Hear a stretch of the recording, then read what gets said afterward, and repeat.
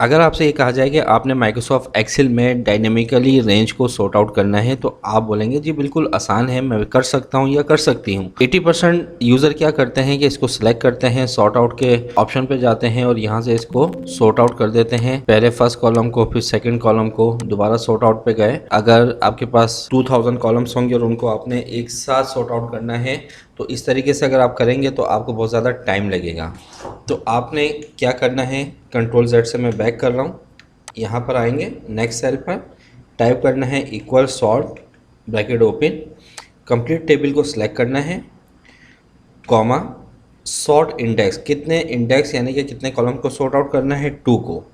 ठीक है, sort order हर column को 1 कॉलम में लेकर आना है, कॉमा और 0 फॉर फॉल्स के लिए ब्रैकेट क्लोज एंड इंटर। तो ये देखें सेकंड्स के अंदर आपने डेटा को, मल्टीपल डेटा को या मल्टीपल कॉलम्स को सॉर्ट आउट कर दिया है।